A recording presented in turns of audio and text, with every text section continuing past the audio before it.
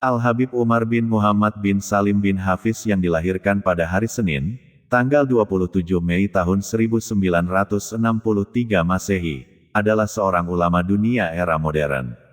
Al-Habib Umar kini tinggal di Tarim, Yaman di mana dia mengawasi perkembangan di Dar al-Mustafa dan berbagai sekolah lain yang telah dibangun di bawah manajemennya.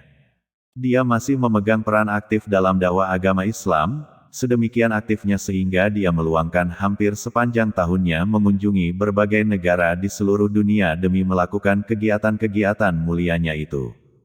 Kehidupan awal, dia terlahir di Tarim, Hadramaut, salah satu kota tertua di Yaman yang menjadi sangat terkenal di seluruh dunia dengan berlimpahnya para ilmuwan dan para alim ulama yang dihasilkan kota ini selama berabad-abad.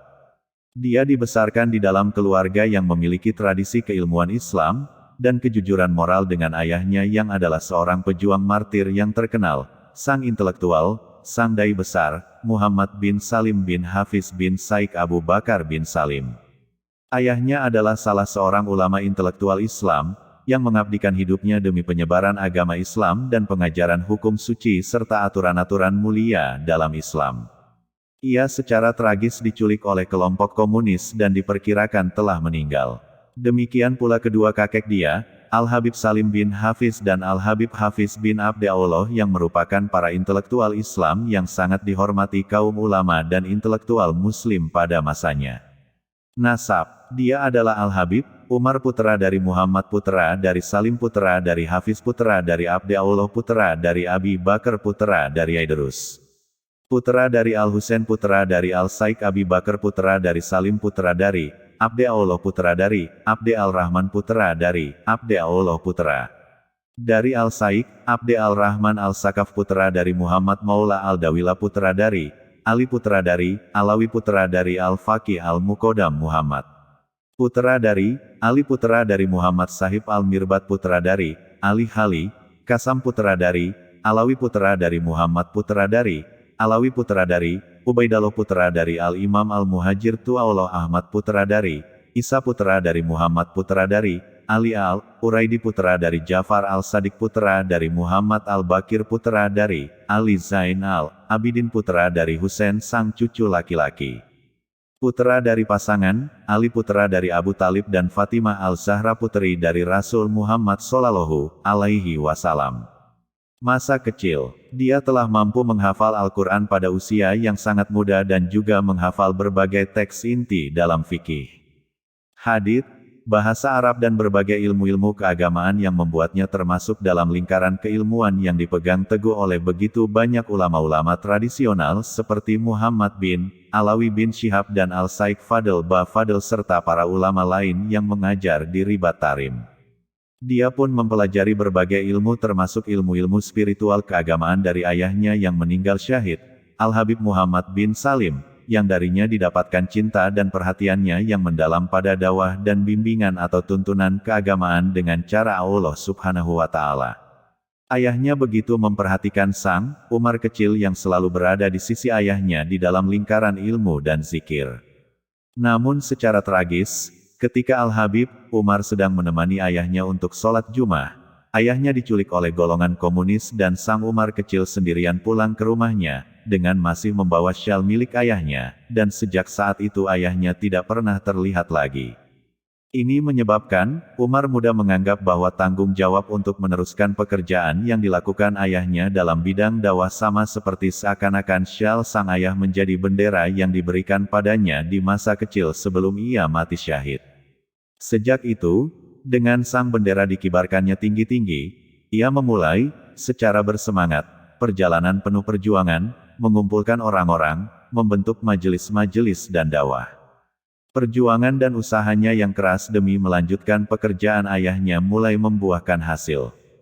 Kelas-kelas mulai dibuka bagi anak muda maupun orang tua di masjid-masjid setempat di mana ditawarkan berbagai kesempatan untuk menghafal Al-Quran dan untuk belajar ilmu-ilmu tradisional.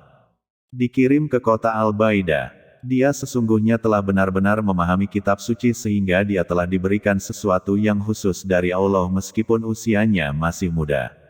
Namun hal ini mulai mengakibatkan kekhawatiran akan keselamatannya dan akhirnya diputuskan untuk mengirimnya ke kota Al-Baida, yang terletak di tempat yang disebut Yaman Utara, yang menjadikannya jauh dari jangkauan mereka yang ingin mencelakai sang Sayyid muda.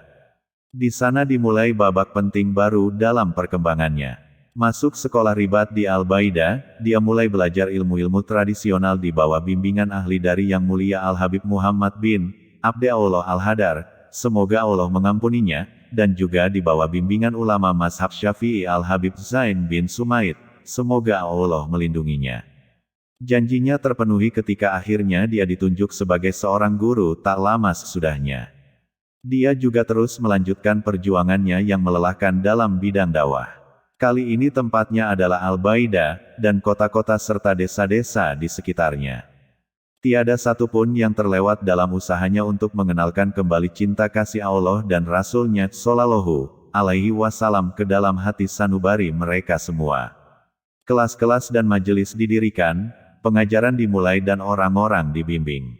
Usahanya yang demikian gigih menyebabkannya kekurangan tidur dan istirahat mulai menunjukkan hasil yang besar bagi mereka yang tersentuh dengan ajarannya, terutama para pemuda yang sebelumnya telah terjerumus dalam kehidupan yang kosong dan dangkal, namun kini telah mengalami perubahan mendalam hingga mereka sadar bahwa hidup memiliki tujuan.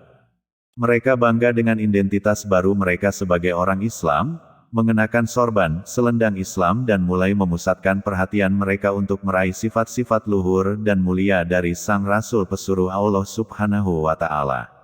Perjuangan dakwah. Sejak saat itu, sekelompok besar orang-orang yang telah mendapat sentuhan dakwahnya mulai berkumpul mengelilinginya, dan membantunya dalam perjuangan dakwah maupun keteguhannya, dalam mengajar di berbagai kota besar maupun kecil di Yaman Utara. Pada masa ini, dia mulai mengunjungi banyak kota-kota maupun masyarakat di seluruh Yaman, mulai dari kota Taiz di utara, untuk belajar ilmu dari Mufti Taiz Al-Habib Ibrahim bin Aqil bin Yahya yang mulai menunjukkan padanya perhatian dan cinta yang besar. Sebagaimana dia mendapatkan perlakuan yang sama dari Sayyid Al-Habib Muhammad Al-Hadar, sehingga ia memberikan puterinya untuk dinikahi setelah menyaksikan bahwa dalam dirinya Umar, terdapat sifat-sifat kejujuran dan kepintaran yang agung. Ibadah haji. Tak lama setelah itu, dia melakukan perjalanan melelahkan demi melakukan ibadah haji di Mekah dan untuk mengunjungi makam Rasulullah Shallallahu Alaihi Wasallam di Madinah.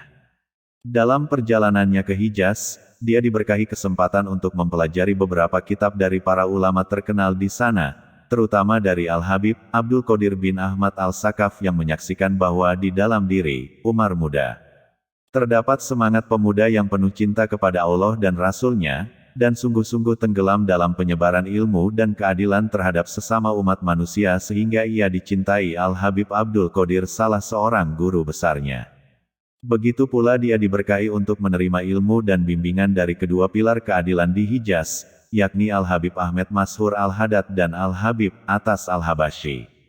Awal dikenal dunia, setelah perjalanan ke Hijaz, nama Al-Habib Umar bin Hafiz mulai tersebar luas terutama dikarenakan kegigihan usahanya dalam menyerukan agama Islam dan memperbaharui ajaran-ajaran awal yang tradisional. Namun kepopuleran dan ketenaran yang besar ini tidak sedikit pun mengurangi usaha pengajarannya.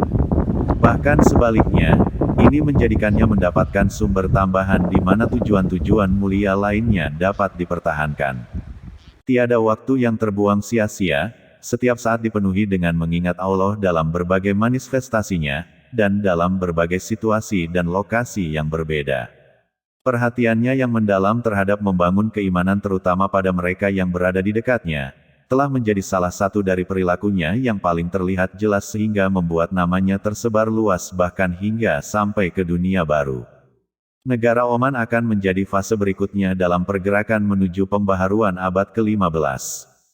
Setelah menyambut baik undangan dari sekelompok muslim yang memiliki hasrat dan keinginan menggebu untuk menerima manfaat dari ajarannya, dia meninggalkan tanah kelahirannya dan tidak kembali hingga beberapa tahun kemudian. Bibit-bibit pengajaran dan kemuliaan juga ditanamkan di kota Sir di Yaman Timur, kota pertama yang disinggahinya ketika kembali ke Hadramaut, Yaman. Di sana ajaran-ajaran dia mulai tertanam dan diabadikan dengan pembangunan Ribat Al-Mustafa.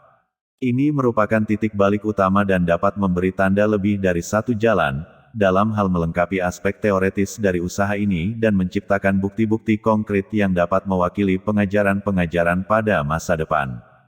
Pulang ke Tarim. Kepulangannya ke Tarim menjadi tanda sebuah perubahan mendasar dari tahun-tahun yang dia habiskan untuk belajar, mengajar, membangun mental agamis orang-orang di sekelilingnya, menyebarkan seruan dan menyerukan yang benar serta melarang yang salah. Pada tahun 1993 Masehi atau sekitar 1414 Hijriah, Al-Habib Umar mengabadikan ajaran-ajarannya dengan membangun Dar al-Mustafa atau Pondok Pesantren Darul Mustafa. Pesantren ini didirikan dengan 3 tujuan.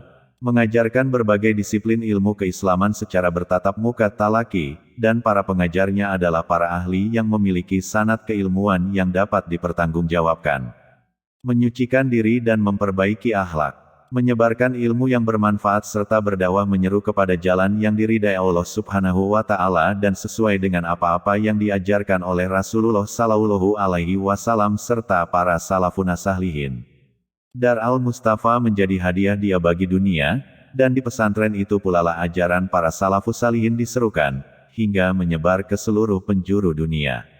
Dalam waktu yang dapat dikatakan demikian singkat, penduduk Tarim akan menyaksikan berkumpulnya pada murid dari berbagai daerah dan negara yang jauh bersatu di satu kota yang hampir terlupakan ketika masih dikuasai para pembangkang komunis. Dakwah di Indonesia. Awal kedatangan Habib Umar ke Indonesia adalah pada tahun 1994.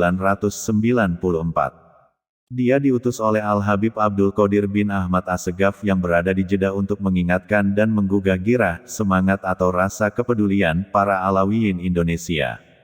Disebabkan sebelumnya ada keluhan dari Habib Anis bin Alwi Al-Habsyi seorang ulama dan tokoh asal kota Solo, kota Surakarta, Jawa Tengah tentang keadaan para Alawiyin di Indonesia yang mulai jauh dan lupa akan nilai-nilai ajaran para leluhurnya. Dakwahnya juga sangat dirasakan kesejukannya dan disambut dengan hangat oleh umat Islam di Indonesia.